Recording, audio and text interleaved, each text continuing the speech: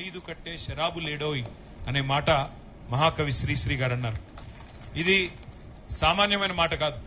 అంటే ప్రతి రంగంలో ఏ రంగం చూసినా కూడా మరి అల్టిమేట్ గా పని చేసి డెలివరీ చేసే కార్మికులు ఎవరైతున్నారో అలిశెట్టి ప్రభాకర్ గారు చెప్పే మాటల్లో కార్మికుడు చేసే శ్రమ వల్లే లోకానికి అందం ఆకారం వస్తాయని ఒక బలంగా నమ్మి ఆయన అన్న మాట ఏమంటే, పాలరాతి బొమ్మైనా పార్లమెంటు భవనమైనా వాడు చుడితేనే శ్రీకారం, వాడు కడితేనే ఆకారం. అంటే కార్మికుడి యొక్క సత్తా చెప్పడానికి, కార్మికుడి యొక్క గొప్పతనం చెప్పడానికి మరి కవులు ఎన్నో సందర్భాల్లో ప్రయత్నం చేసిన మాట నేను మీకు గుర్తు చేస్తా ఉన్నా. అట్లాగే ఇవాళ మే డేకి మేము ఇక్కడికి వస్తా ఉన్నాం. వస్తుంటే మరి ఇప్పుడే ఒక పిడుగు లాంటి వార్త వచ్చింది. కేంద్ర ప్రభుత్వం, ప్రధానమంత్రి నరేంద్ర మోడీ గారు ప్రతిసారి ఎలక్షన్లు అంటూ ఏమన్నా జరగంగానే తెల్లారే సిలిండర్ ధరలు, పెట్రోల్ ధరలు పెంచుడు ఆయనకు అలవాటైపోయింది. ఇలా ఇక్కడికి వస్తుంటే ఇప్పుడే వార్త వచ్చింది. దేశ చరిత్రలో వచ్చే సంవత్సరం అయితే సరిగ్గా 80 ఏళ్లు నిండుతుంది భారతదేశానికి స్వాతంత్రం వచ్చి. 80 ఏళ్లలో ఎన్నడూ పెంచనంత పెద్ద ఎత్తున వాణిజ్య సిలిండర్ల మీద, అంటే హోటళ్లలో వాడే సిలిండర్ల మీద ఇవాళ రేట్ ఎంత పెరిగింది ఎరికేనా మీకు? తెలియదా? ఎగ్దం ఒకటేసారి 993, అంటే 1000 రూపాయలు, 1000 రూపాయలు ఒక సిలిండర్ మీద పెంచి సామాన్యుడి నడ్డి విరిచి ఆ హోటళ్లలో పనిచేసే కార్మికులందరికీ ప్రధానమంత్రి గారు మేడే కానుక ఇచ్చిండు మీ అందరికి. ఏది? 1000 రూపాయల సిలిండర్ ధర పెంపు. దీనివల్ల ఏం జరుగుతుంది, ఏమైతుంది ఒక్కసారి మీరు ఆలోచన చేయండి. హైదరాబాద్ లో నిన్నటిదాకా సిలిండర్ ధర 2321, ఇవాళ దాని ధర 3315. ఎన్నడూ ఈ భారతదేశంలో ఇంత పెద్ద ఎత్తున ఎవరు సిలిండర్ ధరలు పెంచలే. దీనితో ఇప్పుడు ఏమైతుంది, హోటళ్లల్లో, రెస్టారెంట్లలో పనిచేసే కార్మికులందరికీ దినదిన గండం అన్నట్టు వాళ్ళ పరిస్థితి. ఇప్పటికే గ్యాస్ దొరుకుతలేదు, అదే యుద్ధం చాలా అయినాక అని చెప్పి చాలా మంది హోటళ్లల్లో తగ్గించిండ్రు, రెస్టారెంట్లలో, హోటళ్లలో తగ్గించారు. ఏది? వండుడే తగ్గింది. కానీ వాళ్ళ సామాన్యుడు, ముఖ్యంగా లక్షలాది మంది పిల్లలు హైదరాబాద్ లో బ్యాచిలర్లు ఇక్కడ ఐటీ ఉద్యోగాలు చేసుకుంటూ, ఇతర ఉద్యోగాలు చేసుకుంటూ హోటళ్ల మీద, మెస్సుల మీద ఆధారపడేటోళ్ళు ఉంటారు. వాళ్ళందరికీ ఇలా ఇబ్బంది. వాళ్ళందరికీ మరి ఆహారం ధర పెరిగిపోతుంది. అట్లాగే కేవలం వాణిజ్య సిలిండర్లు మాత్రమే కాదు, 5 కిలోల చిన్న సిలిండర్ల మీద కూడా ధర పెంచిండ్రు. 261 రూపాయలు దాని మీద కూడా పెంచిండ్రు. దాంతో ఏమైతుంది, నిత్యావసర వస్తువులు ధరలు అవి మళ్ళీ ఒక్కసారి పెరిగిపోయే ప్రమాదం. ఇప్పటికే మీకు తెలుసు, రూపాయి విలువ పాతాళానికి పోతా ఉన్నది. ఇంకో దిక్కు సిలిండర్ల ధర ఆకాశంలోకి పోతున్నది. గతంలో ఒకసారి ప్రధానమంత్రి గారు ఒక మాట అన్నారు, అయ్యా మరి 2 కోట్ల ఉద్యోగాలు ఇస్తా అన్నావు కదా సంవత్సరానికి, మరి ఏవి ఉద్యోగాలు అంటే ఆ రోజు మోడీ గారు అన్న మాట ఏంటంటే, పకోడీలు వేసుకుంటూ కూడా ఉద్యోగమే కదా, పకోడీలు వేసుడు, బజ్జీలు వేసుకుంటూ కూడా ఉద్యోగమే కదా అని మాట్లాడిండు.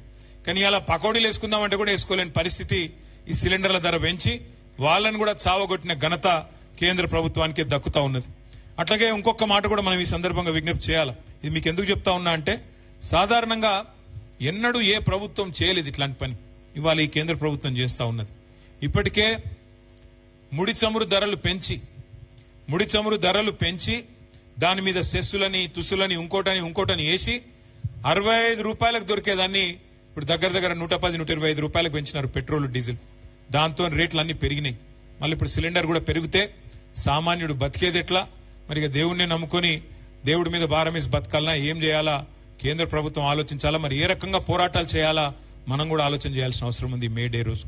కానీ ఒకటి మాత్రం వాస్తవం, ఈరోజు కేసీఆర్ గారి నాయకత్వంలో మనం గత 10 ఏళ్లు ఏ ప్రభుత్వాన్ని అయితే ముఖ్యంగా పేదలకు హితంగా నడిపినాము, ఎక్కడ చూసినా ఉత్తరము, దక్షిణము, తూర్పు, పడమర 4 దిక్కుల భారత కార్మిక విభాగం కలిసి మెలిసి కష్టపడుతూ నిర్మాణం చేసిన అద్భుతమైన నిర్మాణాలు ఇవాళ మీకు కనబడతాయి హైదరాబాద్ లో, తెలంగాణలో. 10 ఏళ్ల తెలంగాణ ప్రస్థానంలో రాళ్లెత్తిన కూలీలకు, రక్తం రంగరించిన కార్మికులకు సదా రుణపడి ఉంటామని చెప్పి శిరస్సు వంచి హృదయపూర్వకంగా మీ అందరికి నేను విజ్ఞప్తి చేస్తా ఉన్నా.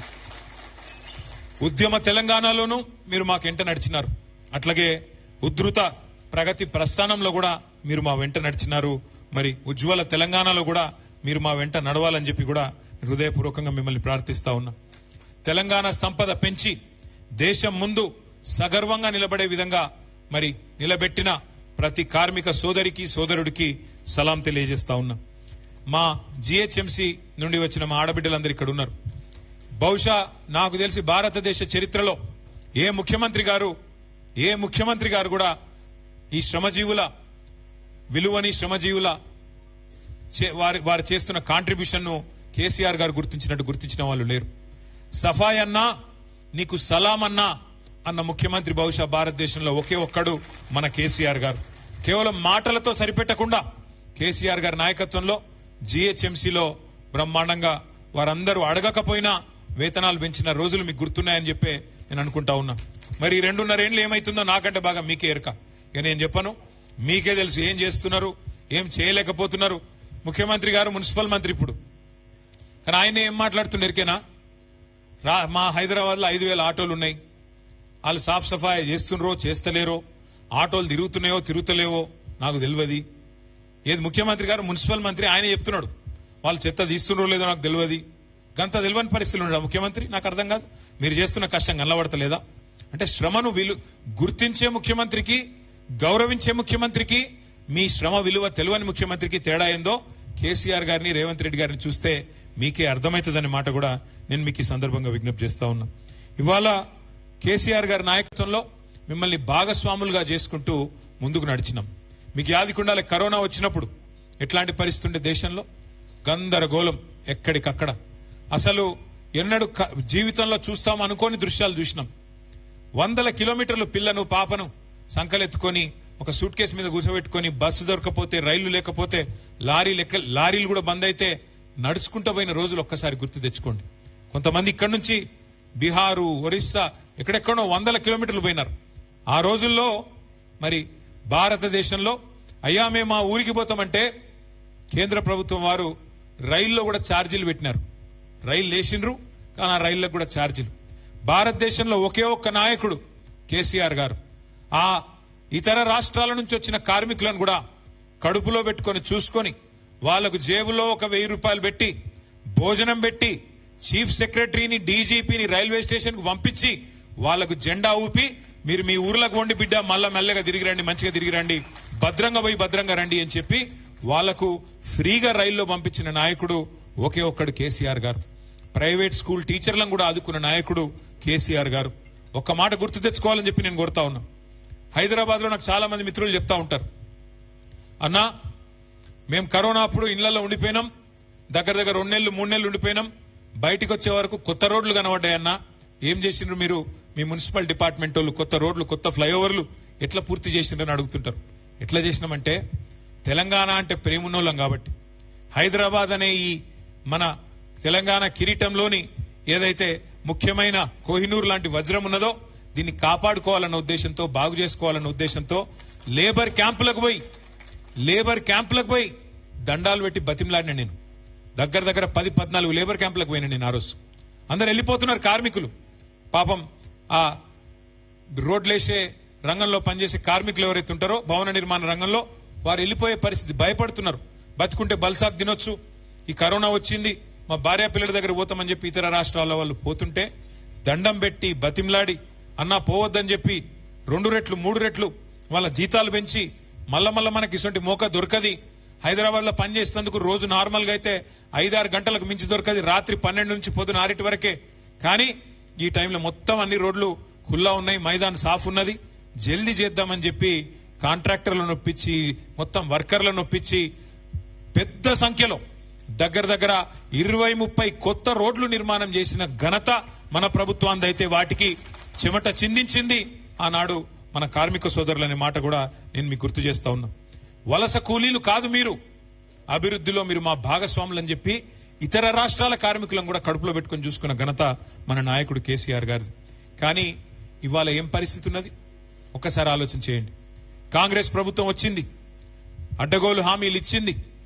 ఆ రోజు కేసీఆర్ గారేమో పొరుగు రాష్ట్ర కార్మికులను కూడా కడుపులో పెట్టుకొని చూసుకుంటే, ఇవాళ Srisailam left bank canal SLBC tunnel కుప్పగూలి, సొరంగం కుప్పగూలితే కనీసం అందులో కార్మికుల శవాలను కూడా గుర్తించలేని దుస్థితిలో ఉన్నది ఈ ప్రభుత్వం. కార్మికుల శవాలను కూడా కనీసం వాళ్ళ కుటుంబాలకు అప్పజెప్పలేని దుస్థితిలో ఇవాళ ఈ ప్రభుత్వం, రేవంత్ రెడ్డి గారి ప్రభుత్వం ఉన్నది. అది కుప్పగూలుడు కూడా ఎట్లా కూలింది? ఈ ప్రభుత్వం యొక్క అవినీతి వల్ల, అసమర్థత వల్ల, కేవలం వీళ్ళ చాతగాంతనం వల్లనే జరిగింది తప్ప ఇంకోటి కానీ కాదు. అట్లాగే సంగారెడ్డి జిల్లాలో సిగాచి అనే పరిశ్రమ, అక్కడ పెద్ద ప్రమాదం సంభవించి మరి దాదాపు 55-60 మందో కార్మికులు సజీవ దహనమైతే పట్టించుకున్న నాదుడు లేడు. ముఖ్యమంత్రి గారు ఒక పత్రికా ప్రకటన మాత్రం ఇచ్చిండు, ₹1 కోటి నష్టపరిహారం ఇస్తా అన్నాడు. కానీ ఇంతవరకు ఒక్క కార్మికుడు కూడా ₹1 కోటి రాలేదు. ఇది వాస్తవం. కానీ ఇప్పటి వరకు ఒక్క మంత్రి గాని ఒక్క ప్రభుత్వంలో బాధ్యుడు గాని స్పందించిన పరిస్థితి లేదు. కేవలం మాటలతో, కంటి తుడుపు చర్యలతో ఇవాళ సిగాచి మరి వాళ్ళని కూడా పక్కన పెట్టినారు. అన్నిటికన్నా ఘోరం ఏంటంటే వలస వచ్చి బతుకుదేరు కోసం ఇక్కడికి వచ్చిన, నగరానికి వచ్చిన కూలీలు కార్మికుల ఇండ్ల మీదకి బుల్డోజర్లు పంపిస్తున్నాడు. ఇప్పుడే మా శ్రీనివాస్ గౌడ్ అన్న యాద్ చేస్తున్నాడు. పాపం తెలిసో తెలియకనో హైదరాబాద్కు వలస వచ్చి ఇక్కడ బతుకుదేరు కోసం వచ్చి, పొట్ట కూటి కోసం వచ్చి ఏమన్నా జాగ దొరికితే 50 గజాలు, 60 గజాలు, 20 గజాలు అందులో ఒక చిన్న గుడిసేసుకుంటే లేదా ఒక చిన్న రేకుల షెడ్ వేసుకుంటే ఇలా హైడ్రా పేరుతో ఇష్టం వచ్చినట్టు వచ్చి కూలగొట్టి రోడ్డు మీదికి నెట్టి పుస్తకాలు, బాటిళ్లు, చిన్నపిల్లగాళ్ళు చదువుకున్నటోళ్ళై తీసుకొనియకుండా చేసి వాళ్ళ నడి బజార్న నొక్కుతున్నది ఈ ప్రభుత్వం. అందుకే నేనంట ఈ ప్రభుత్వం, కాంగ్రెస్ ప్రభుత్వం కట్టే కొట్టే తెచ్చే అన్నట్టు చెప్పాలంటే ఏమున్నది గర్వకారణం? ఈ ప్రభుత్వం చూస్తే కూల్చివేతలు, ఎగవేతలు, పేల్చివేతలు అన్ని ఎగ్గొట్టుడేనా. ఏమన్నాడు అన్నాడు రేవంత్ రెడ్డి గారు? 420 హామీలు ఇచ్చిండు. అత్తలకు 4,000, కోడళ్లకు 2,500 చెప్పిండా లేదా? ఒక్క అత్తకు పడ్డాయా 4,000? ఒక్క కోడల పిల్లకు పడ్డదా 2,500? మొన్న ఈ మధ్య నేను సూర్యాపేట పోయినా. మా నాయకుడు ఒక సోదరుడు, మా కార్యకర్త కొత్తగా పెళ్లి చేసుకుంటా అంటే ఒక నెల ఆలస్యంగా పోయినా. ఎందుకంటే పెళ్లి అయింది, ఒక నెల అయినాక పోయినా. నేను అప్పుడు పెళ్లికి పోలేను కాబట్టి ఇంటికి పోయినా. ఇంటికి పోగానే ఛాయ్ దాపిచ్చిర్రు, చల్ల మన నీళ్ళు ఇచ్చిర్రు, ఛాయ్ దాపిచ్చిర్రు. బాగున్నావా తల్లి అన్న ఆ పెద్ద మనిషిని. ఎవరు? మా నాయకుడి అమ్మగారిని. ఏం బాగున్నా కొడుక? ఏం బాగలేనన్నది. అగో ఏమైందమ్మా అని నేనంటే, అంటే ఇక కోడలి పిల్ల వస్తుంది, నెలకు 2,500 వస్తాయి అనుకున్నా, కోడలు వచ్చింది కానీ ఏం రాలే అన్నది. ఇది ఎక్కడ బాధ? నేను కోడలి పిల్లని చూస్తే ఆ పిల్ల ఇంకా గడుస్తున్నది. ఆ అత్త నువ్వు కూడా 4,000 వస్తాయి అనుకున్నావు, నీకేమన్నా నచ్చినాయా అని ఆమె అన్నది. ఇప్పుడు రేవంత్ రెడ్డి వల్ల అత్త కోడల పంచాయతీలు కూడా మోపోయినాయి. అంటే ఎంత దౌర్భాగ్యపు పరిస్థితి అంటే 100 రోజుల్లోనే 6 గ్యారంటీలు, 100 రోజుల్లోనే మొత్తం చేస్తా. ఎలక్షన్లకు ముందేమో దాన వీర శూర కర్ణ, ఎలక్షన్లు అయిపోయినాకనేమో కుంభకర్ణ. మర్చిపోయిండు. ఆగం. అడిగినావు అనుకో గట్టిగా, ఏమయ్యా రేవంత్ రెడ్డి గారు మరి ఇన్ని నరికితివి కదా, ఆశాలకు 18,000 అంటివి, ఆశ చూపెడితివి, అందరికి ఏమేమో చెప్తివి, ఏమన్నా చేసినావో ఒక్కటన్నా చెప్పు ఏం సంగతి అంటే, ఎంత కండలు తిరిగిన వస్తాదైనా 3 నెలల పిల్లలు ఉడితిస్తాడా? ఇది ముఖ్యమంత్రి నోట్లకెళ్ళి వచ్చే మాటనా? ఇది మాకు తెలియదా? 3 నెలల పిల్లలు పుట్టరని మనకు తెలియదా? ఎవరి కింద కూర్చున్న వాళ్ళకి ఎవరికి అర్థం కాదా? ముఖ్యమంత్రి నోట్లకెళ్ళి వచ్చే మాట. మరి ఎవడు చెప్పమన్నాడు నిన్ను?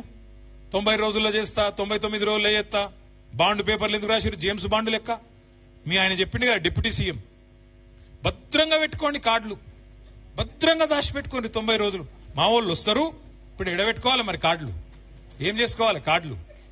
అంటే కమల్ హాసన్ మించిన యాక్టింగ్లు చేసిరు ఎలక్షన్లకు ముందేమో. ఇప్పుడేమో ఏమైనా అంటే 3 నెలల పిల్లలు పుట్టిస్తారా ఎవడన్నా అని మాట్లాడుతుండు. అయ్యా రేవంత్ రెడ్డి గారు, మాకు కూడా తెలుసు 9 నెలలకు పిల్లలు పుడతారు. కానీ నేను అడుగుతున్నా, 3 నెలలు ఎప్పుడో అయిపోయింది, 30 నెలల పడ్డది. మరి 30 నెలలకు కూడా పిల్లలు పుట్టకపోతే నిన్నేమనాలి మరి? నేను అనలే సుమా మళ్ళేమనంటే నీ మీద నా మీద కేసు పెడతా. అంటే ఇంత చిల్లర మాటలు, ఇంత లేఖి మాటలు బహుశా ఈ భారతదేశ చరిత్రలో ఏ ముఖ్యమంత్రి ఎన్నడూ మాట్లాడలే. గన్ని గలీజు మాటలు. గట్టిగా అడిగినావు అనుకో, ఏమైనా ఆశాలకు జీతం పెంచుతా అంటే ఏం సంగతి అంటే, నీ లాగుల తొండలు ఇడిచిపెడతా. రుణమాఫీ అంటే కదరా నాయన ఏం చేస్తేవి అంటే, నీ గుడ్లు వీకి గోటిలాడతా. గట్టిగా అన్నావు అనుకో, మా ఆర్టీసీ కార్మికుల అపాయింటెడ్ డే ఏమాయ్ పాపంగా శంకర్ గౌడ్ పెద్ద మంది చచ్చిపోయిండు, నువ్వు అబద్ధం చెప్పిన దానికి అంటే పేగులు తీసి మెడలేసుకుంటా. గివా మాటలు. ఇంకా ఇక ఎంత దిగజారి మాటలంటే, ఇప్పుడు నేను అడుగుతా ఒకటి, కష్టపడి పనిచేసే వాళ్ళందరికీ ఒకటి తెలుసు. ఏమిటిది? లోపల మనం వేసుకున్న బనీనికి పొక్క ఉన్నా మీదికెళ్ళి అంగి మాత్రం కడకేసుకుని ఉండాలి. ఎందుకు? బయటికి పోతే పతారి ఉండాలి కదా.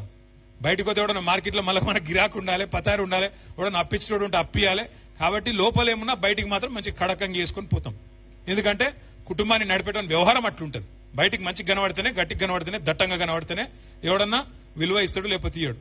కానీ నువ్వే స్వయంగా ముఖ్యమంత్రివి, నువ్వే నేను ఢిల్లీ పోతున్నాను చెప్పులు ఎత్తుకపోయే దొంగలు లెక్క చూస్తున్నారు. మరి ఎవడిస్తాడరా భయ్ నాకు అర్థం కాదు. ఇక ఎవడన్నా నేను దేక్తాడా నాకు అర్థం కాదు. ఎయిడ్స్ పేషెంటు, క్యాన్సర్ పేషెంటు, రాష్ట్రం దివాలా తీసింది. అరే దివాలా తీసినా నువ్వే తండ్రి పాత్రలో ఉన్నావు, అది ఏమున్నా నువ్వే చూడాలి కదా. నువ్వే అట్లా మాట్లాడితే ఎట్లా? ఇక్కడ లంకె బిందెలు లేవు.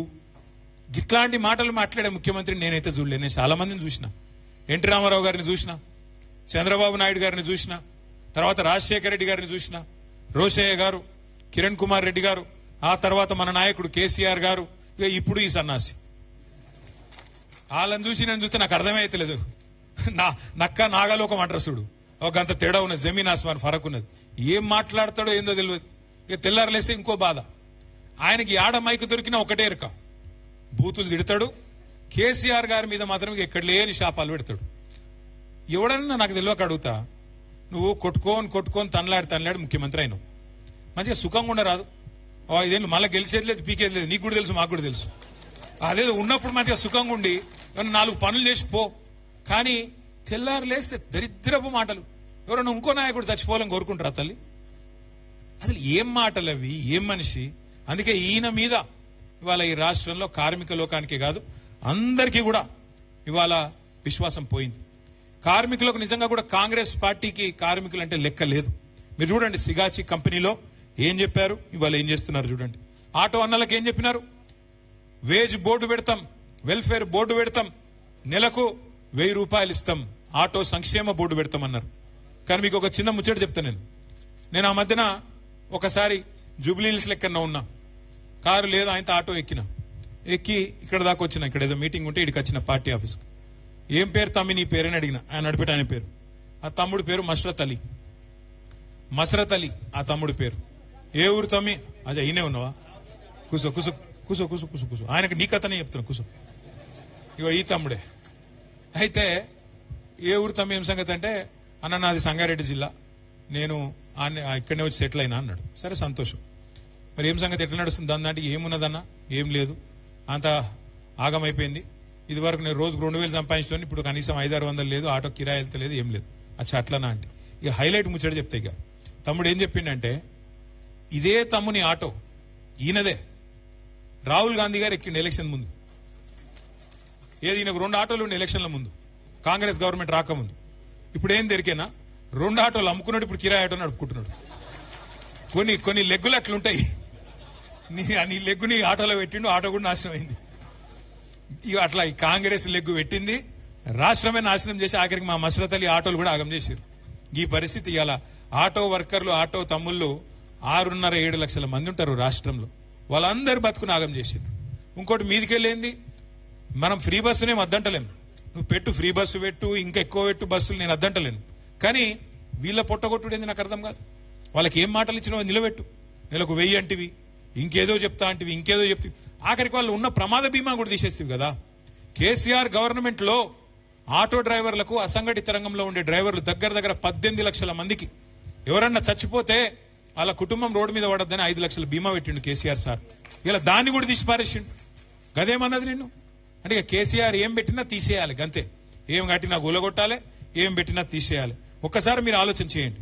కేసీఆర్ గారు ఆ రోజు భవన నిర్మాణ కార్మికుల సంక్షేమ బోర్డు, లేబర్ వెల్ఫేర్ బోర్డు, 27 లక్షల మంది కార్మికుల కోసం సంక్షేమ కార్యక్రమాలు చేసిండు కేసీఆర్ గారు. ప్రమాద బీమా, వైద్యం, వివాహ కానుక, ప్రసూతి కానుకలు. కేసీఆర్ కిట్ యాదుకుందా అమ్మా? కేసీఆర్ కిట్ అంటే ఏమిటిది? అదేమన్నా కేసీఆర్ ఇంట్లో ఇచ్చుకునేటిదా? ఎవరన్నా ఆడపిల్ల పెళ్లి చేసుకుంటే 1,00,000 రూపాయలు మేనమామ లెక్క కళ్యాణ లక్ష్మి కింద ఇచ్చిండు. దానికి వీళ్ళు కొండంత రాగం తీసిండ్రు. 1,00,000 రూపాయలు ఏం సరిపోతే మేము తులం బంగారం ఇస్తామని. మరి అలా బంగారం దుకాణం ఉద్ధరిస్తలేడా? ఎందుకు ఇస్తలేవు మరి బంగారం? తులం బంగారం ఏడవా? బంగారం కాదు, నేను ముందే చెప్పిన, వీళ్ళు మెడల పుస్తల తాడెత్తుకపోయే దొంగలు, వీళ్ళు మంచోళ్ళు కాదని చెప్పిన. మీరు కొంతమంది నమ్మిరు, కొంతమంది నమ్మలే. గసొంటి లంగలు వీళ్ళు. అట్లాంటి వాళ్ళు తులం బంగారం అని నరికిండ్రు, ఇలా వచ్చి కూర్చున్నారు. కడుపులో లగ్గమైన తర్వాత కడుపులో బిడ్డ పడితే, ఆ బిడ్డ గవర్నమెంట్ ఆసుపత్రిలో ప్రసూతికి పోతే, ఆడపిల్ల ఉడితే మహాలక్ష్మి ఉట్టిందని చెప్పి 13,000 రూపాయలు ఇచ్చి, మగపిల్లగాడు ఉడితే 12,000 రూపాయలు ఇచ్చి, దాని వెనుక కూడా కేసీఆర్ గారి గొప్పతనం ఏందో మీకు ఒక్క నిమిషం చెప్తాను. మేము అడిగిన మీ ప్రోగ్రాం పెట్టేటప్పుడు సార్ను, సార్ ఈ పైసలు ఇచ్చుడు ఎందుకు సార్? వాళ్ళ కేసీఆర్ కిట్ ఇచ్చి ఆ పిల్లగాన్ని ఆడుకునేందుకు గిల్కా, ఆ పౌడరు, ఆ నూనె షాంపూ గవిస్తే సరిపోతుంది కదా అడిగినాం. సార్ ఏం చెప్పిండు ఎరికేనా? పేద ఇండ్లల్లో పిల్ల ప్రసూతికి వచ్చేదాకా రేపు తెల్లారి డెలివరీ అయిన దాకా పనిచేస్తారు. దిక్కు లేక పైసలు లేక ఆమె పని చేయకపోతే కుటుంబం నడవక ఆగమవుతారు. ఆ పిల్ల పని చేసుకుంటా పోతే బిడ్డ ఆరోగ్యం దెబ్బతింటది, తల్లి ఆరోగ్యం దెబ్బతింటది. అందుకే మాతా శిశు మరణాలు పెరుగుతాయి. ఆ 6 నెలలు పని చేయకుండా నెలకు కనీసం 2,000 రూపాయల చొప్పున ప్రసూతికి ముందు ప్రసూతి తర్వాత దానికోసం పైసలు ఇస్తున్నా అని చెప్పిండు. గింత ఆలోచన చేసిన ముఖ్యమంత్రి ఎవడని ఉన్నాడా భారతదేశంలో? 12,000 13,000 అంటే ఏదో మీ ఓట్ల కోసమో దానికోసమో ఎలక్షన్లో పెట్టించినవి కావు. కేవలం ఆడపిల్లల మీద గౌరవం, శ్రమజీవుల మీద ఉండే గౌరవంతో కేసీఆర్ గారు అన్నాడు మీరు ఇబ్బంది పడద్దు, ఆ పిల్ల తల్లి ఇబ్బంది పడద్దు అని చెప్పి ఆ ప్రోగ్రాం పెట్టిండు. ఇలా దాన్ని కూడా తీసేసిండు. పేరు మార్చుకొని నేను అద్దనన్నా. కేసీఆర్ కిట్ కాకపోతే రాహుల్ గాంధీ కిట్ అని పెట్టుకుని అద్దనన్నా. పెట్టు, అది పెట్టరా అయ్యా అంటే అది పెట్టడట, అది తీసేస్తాడు. పేరు మారు, అన్ని మారుస్తూనే ఉన్నావు కదా, ఇది కూడా మారు.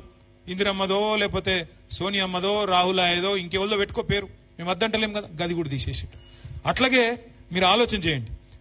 ఇన్సూరెన్స్, ఆటో డ్రైవర్ల ఇన్సూరెన్స్, డ్రైవర్ల ఇన్సూరెన్స్ గది తీసే అవసరం ఏముండే? అది కూడా తీసి రెన్యువల్ లేకుండా వాళ్ళని నాశనం చేసిండు. రవాణా రంగంలో, రవాణేతర రంగంలో హోం గార్డులకు 5 లక్షల ప్రమాద బీమా కేసీఆర్ గారు ఇస్తే అది కూడా తీసేసిండు. గీత కార్మికులకు, నేత కార్మికులకు కేసీఆర్ గారు 6 లక్షల ప్రమాద బీమా కల్పించారు. మా శ్రీనివాస్ గౌడ్ అని ఇక్కడే ఉన్నాడు. ఆనాడు ఎక్సైజ్ మినిస్టర్ గా శ్రీనివాస్ గౌడ్ గారు అడిగితే గీత కార్మికులందరికీ 6 లక్షల ప్రమాద బీమా చేసినాం. నేతన్నలకు, గీతన్నలకు 200 రూపాయలు ఉన్న పెన్షన్ 2,000 చేసుకున్నాం. నాయి బ్రాహ్మణులకు, సెలూన్లకు, అట్లాగే మా రజక సోదరుల దోబీ ఘాట్లకు 250 యూనిట్ల దాకా ఫ్రీ కరెంటు వాళ్ళకు కూడా అందజేసినాం. దేశంలో మీరు ఒక్కటి గుర్తుపెట్టుకోండి, ఎర్ర జెండా పార్టీలు కూడా చాలా ఉన్నాయి. త్రిపురలో, కేరళలో, ఇంకా చాలా చోట్ల గవర్నమెంట్కి వచ్చిండ్రు. కానీ ఏ ఎర్ర జెండా పార్టీ కూడా బీడీ కార్మికురాలైన మా ఆడబిడ్డలకు పెన్షన్ ఇచ్చినోడు ఎవడు లేడు. కేవలం ఒకే ఒక నాయకుడు 4.5 లక్షల మంది బీడీ కార్మికులకు పెన్షన్, వాళ్ళ పిల్లల లగ్గమైనా, ఇల్లు కట్టుకున్నా, బెనిఫిట్స్ వాళ్ళకి రావాల్సినవి వాళ్ళు దాచుకున్నాయి, ఆ పైసలు కూడా ఇస్తలేడు. అట్లాగే దారుణాతి దారుణమైన విషయం ఏంటంటే మంత్రుల జీతాలు కట్ చేస్తా, ఎమ్మెల్యేల జీతాలు కట్ చేస్తా, అందులోకెళ్ళి ఇస్తా అని మాట్లాడుతున్నాడు. కట్ చేస్తే ఎంతమందికి ఇస్తావు? వాళ్ళు ఏమైనా వరద బాధితులా, తుఫాన్ బాధితులా? వాళ్ళు కాంగ్రెస్ బాధితులు. వాళ్ళు వరద బాధితులు కాదు, తుఫాన్ బాధితులు కాదు. నువ్వు జీతాలు కట్ చేసి ఇచ్చేందుకు, విరాళం ఇచ్చేందుకు వాళ్ళకి హక్కుగా దాచుకున్న పైసలు వాళ్ళకి ఇవ్వమంటే ఎకసెక్కం చేస్తున్నాడు ముఖ్యమంత్రి గారు. అందుకే ఆలోచించమని నేను కోరుతా ఉన్నా. కాంగ్రెస్ వాళ్ళు అయినా కూడా మీరందరూ కూడా ఆలోచన చేయాలా. 24 గంటల కరెంట్ ఇచ్చి కేసీఆర్ గారు ఆదుకుంటే, పబ్లిక్ సెక్టర్ కండగా ఉండి ఎల్ఐసిని కాపాడి, అట్లాగే జెన్కోన్ కాపాడి, బిహెచ్ఈఎల్ ని కాపాడి, వైజాగ్ స్టీల్ ప్లాంట్ అండగా నిలబడి, ఇన్ని ప్రభుత్వ రంగ సంస్థలకి అండగా కేసీఆర్ గారు నిలబడితే, ఈ ముఖ్యమంత్రి గారు మాత్రం ఇలా బడా కార్పొరేట్ సంస్థలకు కొమ్ముగాస్తూ మనకి ఇబ్బంది పెడతా ఉన్నాడు. సింగరేణిని చూడండి, ఒక ఎగ్జాంపుల్ మీకు. సింగరేణిని కేసీఆర్ గారు బ్రహ్మాండంగా కాపాడితే, ఈ ముఖ్యమంత్రి గారు వచ్చిన తర్వాత దాన్ని అమ్మేసే ప్రయత్నం చేస్తా ఉన్నాడు. ఆర్టీసీని, విద్యుత్ రంగాన్ని కేసీఆర్ గారు కాపాడితే, ఇవాళ ఈ మూడింటిని ప్రైవేటీకరణ వైపు ఈ ముఖ్యమంత్రి గారు నడుపుతా ఉన్నారు. అట్లాగే మీ అందరికీ తెలుసు, సింగరేణిలో గాని, ప్రభుత్వ రంగ సంస్థల్లో గాని కార్మికులు లేనిదే ఎక్కడా కూడా మరి పని జరగదు. అట్లాంటిది ఇప్పుడున్న పరిస్థితుల్లో ఒకవైపు రాష్ట్ర ప్రభుత్వం ఇట్లా పనిచేస్తుంటే, కేంద్ర ప్రభుత్వం మరొక వైపు సమ్మెట పోటులాగా లేబర్ కోడ్స్ అని తీసుకొచ్చి ఏకపక్షంగా మీరు పోరాడి సాధించుకున్న 44 చట్టాలను 4 కోడ్ల కింద మార్చి వాళ్ళు కూడా మీకు అన్యాయం చేసే ప్రయత్నం చేస్తా ఉన్నారు. దానికోసం దేశవ్యాప్తంగా సమ్మె జరిగితే మన పార్టీ కూడా మద్దతు చెప్పింది. కానీ రేవంత్ రెడ్డి గారిని మేము అడిగినాం అసెంబ్లీలో, ఏమయ్యా చెప్పు మరి లేబర్ కోడ్ల మీద చెప్పు, కేంద్ర ప్రభుత్వం తెచ్చినంత మాత్రాన నువ్వు అమలు చేయాలన్నది ఏం లేదు, నువ్వు ఆపు, తెలంగాణలో నేను అమలు చెయ్యా అని చెప్పు అని చెప్పి అడిగితే సమాధానం లేదు. మోడీ గారు తానా అంటే ఈయన తందానా అంటున్నాడు తప్ప సమాధానం చెప్తలేడు. అట్లాగే ఆటో డ్రైవర్ల గురించి అయితే నేను చెప్పాల్సిన అవసరం లేదు. ఇవాళ దాదాపు 180 మంది ఆటో డ్రైవర్లు ఆత్మహత్యలు చేసుకున్న దుస్థితి. వాళ్ళ లిస్టు మొత్తం ప్రభుత్వానికి ఇచ్చినాం. ఇచ్చి అయ్యా ఆదుకోండి, వాళ్ళకి కనీసం నష్టపరిహారం ఇవ్వండి, కొంత కుటుంబాలకు అండగా నిలబడండి అంటే వాళ్ళని పట్టించుకున్న పరిస్థితి లేదు. ఇక ఆశాలు, అంగన్వాడీలు వాళ్ళ హక్కుల కోసం, మీరు ఇచ్చిన మాటల కోసం, కాంగ్రెస్ ప్రభుత్వం మేనిఫెస్టోలో చెప్పిన వాటి కోసం ధర్నా చేస్తే వాళ్ళ మీద దాడి చేసి, లాఠీ చార్జ్ చేసి, హీనాతిహీనంగా ఆడపిల్లలను కూడా చూడకుండా ఒక్క 2 ఏళ్లు ఉన్నది వీళ్ళని భరించే పరిస్థితి. 2 ఏళ్ల తర్వాత మళ్ళీ కేసీఆర్ సార్ తప్పకుండా వస్తాడు. మన కార్మిక లోకానికి ఇదివరకు చేసిన దానికంటే 10 రెట్లు ఎక్కువ చేస్తామనే మాట కూడా మీ అందరికి కూడా విజ్ఞప్తి చేస్తూ పెద్ద ఎత్తున తరలి వచ్చినారు. మీ అందరికి ధన్యవాదాలు. కానీ అక్కడ కూర్చొని పోవదిందామంటే ఓన్లీ నేను రాంబాబు అన్నకు చెప్పిన అందరు వచ్చి మీద పడితే ఆయన ఆగమైతాం. మీరు ముందు ఎవరెవరినైతే అనుకున్నారో వారిని కూర్చోబెట్టండి. ఆ తర్వాత నేను కూడా వస్తాం. మనందరం కలిసి కూర్చొని కొద్దిసేపు భోజనం చేసి అందరితో మాట్లాడుకుందాం. మళ్ళొక్కసారి మీ అందరికి నమస్కారం. హాలిడే మీకు ఈరోజు అయినా వచ్చిండ్రు, అందుకే మీ అందరికి నమస్కారం, ధన్యవాదాలు. కార్మికుల ఐక్యత, కార్మికుల ఐక్యత. జై తెలంగాణ. కేసీఆర్ గారి మా హైదరాబాద్ లో 5,000 ఆటోలు ఉన్నాయి. వాళ్ళు సాఫ్ సఫాయి చేస్తుండ్రో చేస్తలేరో, ఆటోలు తిరుగుతున్నాయో తిరుగుతలేవో నాకు తెలియదు. ఏది ముఖ్యమంత్రి గారు మున్సిపల్ మంత్రి ఆయన చెప్తున్నాడు వాళ్ళు చెత్త తీస్తుండ్రో లేదో నాకు తెలియదు. గంత తెలియని పరిస్థితులు ఉన్నాడు ముఖ్యమంత్రి. మీరు చేస్తున్న కష్టం కనబడతలేదా? అంటే శ్రమను గుర్తించే ముఖ్యమంత్రికి, గౌరవించే ముఖ్యమంత్రికి, మీ శ్రమ విలువ తెలియని ముఖ్యమంత్రికి